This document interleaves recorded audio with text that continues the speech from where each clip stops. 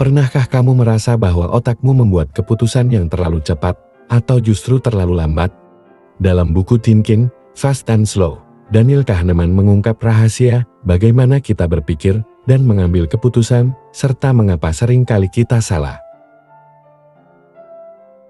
Selamat datang di Kala Buku Bercerita, tempat di mana buku-buku hebat menjadi inspirasi dan cerita untuk kita semua. Kali ini, kita akan membahas karya fenomenal ini, memahami cara kerja otak kita, dan menggali pelajaran penting yang bisa mengubah cara kita melihat dunia. Jadi, pastikan kamu tetap bersama kami sampai akhir video ini.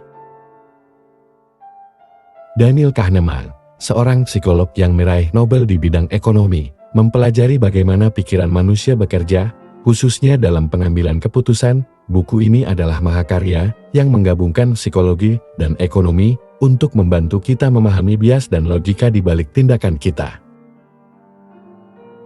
Bab 1. Dua sistem berpikir. Kahneman menjelaskan bahwa pikiran kita bekerja dalam dua sistem. Sistem 1, intuitif, cepat, dan otomatis. Ini yang kita gunakan saat membaca ekspresi wajah atau mengemudi di jalan yang kita kenal. Sistem 2, rasional, lambat, dan penuh pertimbangan. Sistem ini aktif saat kita memecahkan masalah matematika atau membuat keputusan penting. Misalnya, bayangkan kamu ditanya, berapa hasil 2 tambah 2? Sistem 1 langsung menjawab 4 tanpa berpikir panjang, tapi jika ditanya, berapa hasil 17 kali 24? Sistem 2 harus bekerja keras untuk menghitung. Namun, kedua sistem ini tidak selalu bekerja secara terpisah. Kadang, mereka saling mendukung, tetapi sering juga saling berbenturan. Sistem 1 adalah andalan kita dalam situasi sehari-hari yang memerlukan keputusan cepat, seperti menghindar dari bola yang tiba-tiba melayang ke arah kita, atau mengenali teman di tengah keramaian. Sistem ini sangat berguna, tetapi seringkali ceroboh. Sebaliknya, sistem 2 adalah pusat kontrol logika kita. Ia berhati-hati, cermat, dan penuh perhitungan. Ketika kamu memikirkan langkah investasi, merencanakan perjalanan panjang, atau mencoba memahami konsep baru, sistem 2 yang bekerja keras. Namun, sistem 2 membutuhkan banyak energi mental, sehingga seringkali kita lebih memilih mengandalkan sistem 1, bahkan dalam situasi yang sebenarnya membutuhkan analisis mendalam. Contohnya, coba pikirkan teka-teki berikut. Sebuah tongkat dan bola bersama-sama berharga Rp11.000. Tongkat lebih mahal Rp10.000 daripada bola. Berapa harga bola? Apa jawaban pertamamu? Kebanyakan orang dengan cepat menjawab Rp1.000, karena itu jawaban yang diberikan sistem 1 secara otomatis. Tapi tunggu dulu. Kalau dihitung ulang dengan sistem 2, jawabannya sebenarnya Rp500. Mengapa? Jika bola harganya Rp1.000, maka tongkat yang lebih mahal Rp10.000 daripada bola akan berharga Rp11.000.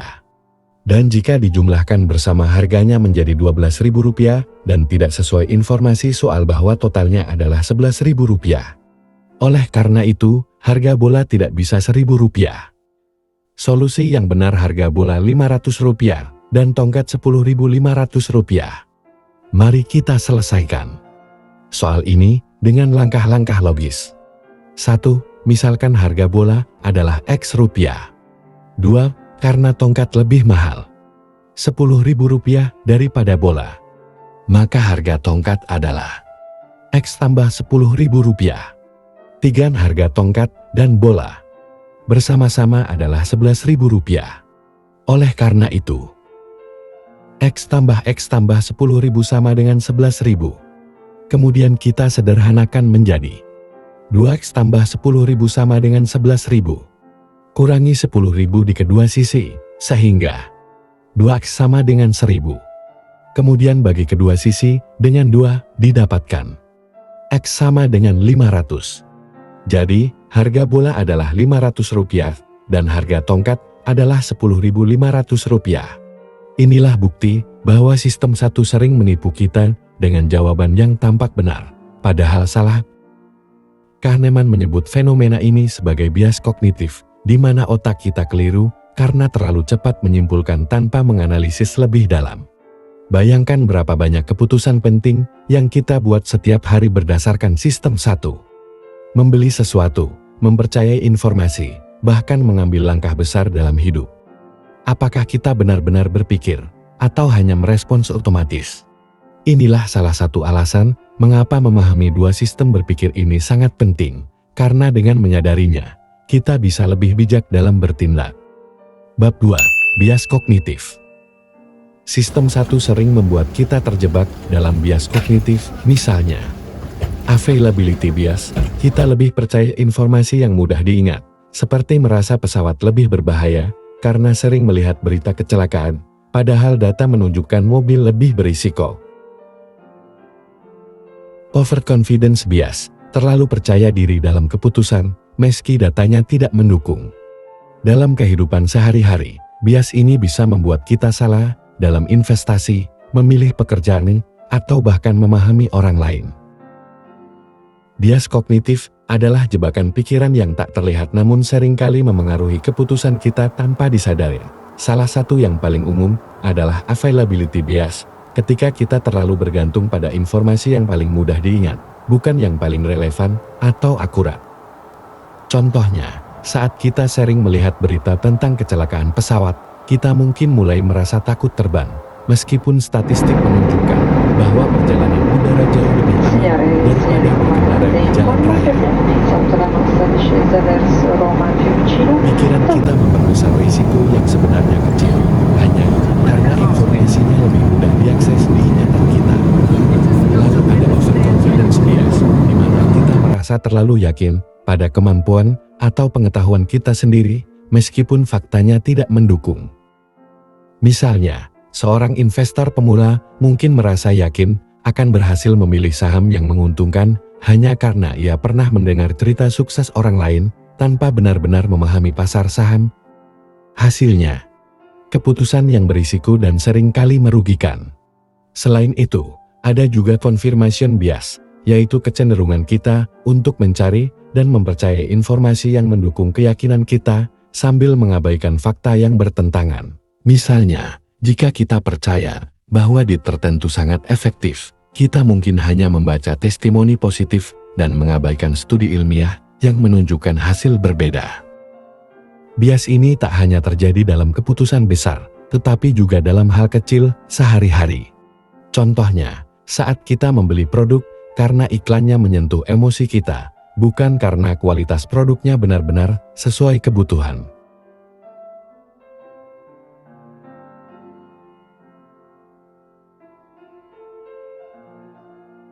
Kahneman menekankan bahwa bias-bias ini adalah bawaan dari cara kerja sistem 1, yang mengutamakan efisiensi dan kecepatan, bukan ketelitian, meskipun tidak bisa sepenuhnya dihilangkan. Kita bisa meminimalkan dampaknya dengan melibatkan sistem 2 lebih sering, terutama dalam situasi penting. Jadi, sebelum kamu membuat keputusan, tanyakan pada dirimu sendiri, apakah aku sudah berpikir cukup mendalam, atau hanya bereaksi secara otomatis. Dengan melatih kesadaran ini, kamu bisa menjadi lebih kritis dan bijaksana dalam menghadapi informasi dan membuat keputusan. Bab 3. Ilmu di balik keputusan. Salah satu konsep menarik dalam buku ini adalah prospek teori yang menjelaskan bagaimana kita cenderung menghindari kerugian daripada mengejar keuntungan. Contohnya, orang lebih takut kehilangan uang Rp100.000 dibanding merasa senang mendapatkan uang Rp100.000. Ketakutan akan kerugian sering membuat kita mengambil keputusan yang irasional. Prospek teori adalah salah satu terobosan Kahneman yang mengubah cara kita memahami pengambilan keputusan, terutama dalam situasi yang melibatkan risiko. Ia menunjukkan bahwa manusia tidak selalu rasional, kita cenderung memberikan bobot emosional yang lebih besar pada kerugian dibandingkan pada keuntungan yang setara. Fenomena ini dikenal sebagai loss aversion atau keengganan terhadap kerugian. Misalnya, bayangkan seseorang menawarkan dua pilihan kepada kamu. 1. Kamu mendapatkan uang Rp50.000 tanpa syarat. 2. Kamu mengikuti undian dengan peluang 50% mendapatkan Rp100.000 atau tidak mendapatkan apa-apa. Sebagian besar orang akan memilih opsi pertama, padahal secara statistik, Kedua opsi memiliki nilai ekspektasi yang sama. Mengapa? Karena sistem satu lebih takut pada kemungkinan tidak mendapatkan apa-apa dibandingkan dengan potensi keuntungan. Hal ini juga memengaruhi cara kita membuat keputusan sehari-hari. Contohnya, dalam investasi, banyak orang yang enggan menjual saham yang nilainya turun, meskipun secara rasional lebih baik melepasnya untuk mengurangi kerugian lebih lanjut. Mereka berpikir, kalau saya tidak menjual, kerugian ini belum nyata, padahal kerugian itu tetap ada, hanya saja tidak terlihat di permukaan. Kahneman juga menunjukkan bahwa cara sesuatu disampaikan dapat memengaruhi keputusan kita, meskipun inti informasinya sama. Ini disebut framing effect. Contohnya, jika sebuah prosedur medis memiliki peluang 90% berhasil, orang cenderung merasa yakin. Tetapi jika dikatakan bahwa prosedur tersebut memiliki peluang 10% gagal, rasa takut langsung muncul, meskipun faktanya sama. Ini menunjukkan betapa keputusan kita seringkali tidak didasarkan pada data, tetapi pada bagaimana data tersebut dibingkai. Yang menarik, prospek teori tidak hanya berlaku dalam keuangan atau medis, tetapi juga dalam aspek kehidupan sehari-hari. Contoh sederhana, pernahkah kamu merasa lebih kesan saat kehilangan barang yang kamu suka dibandingkan senang saat menemukan sesuatu yang baru? Perasaan kehilangan itu memiliki dampak emosional yang jauh lebih besar. Kahneman mengajarkan kita untuk lebih sadar akan pola ini. Dengan menyadari kecenderungan untuk menghindari kerugian, kita bisa mulai bertanya, apakah keputusan ini benar-benar terbaik, atau hanya didorong oleh rasa takut? Melibatkan sistem 2 untuk memikirkan konsekuensi secara logis dapat membantu kita mengambil langkah yang lebih bijaksana. Jadi, apakah kamu akan terus takut kehilangan, atau mulai lebih berani untuk mengejar peluang? Bab 4. Kesimpulan. Pelajaran penting yang bisa kita ambil dari buku ini. 1. Sadari kapan kamu menggunakan sistem 1 dan kapan harus beralih ke sistem 2. 2. Jangan terlalu percaya pada intuisi, terutama dalam situasi penting. 3. Bias sering terjadi tanpa kita sadari, jadi berhati-hatilah dalam membuat keputusan. Buku ini adalah panduan untuk memahami bagaimana otak kita bekerja dan bagaimana menghindari kesalahan berpikir. Kalau kamu ingin lebih bijak dalam mengambil keputusan, Thinking Fast and Slow adalah bacaan wajib. Terima kasih sudah menonton segmen Kala Buku Bercerita. Jangan lupa untuk like, komen, dan subscribe. Sampai jumpa di cerita buku berikutnya.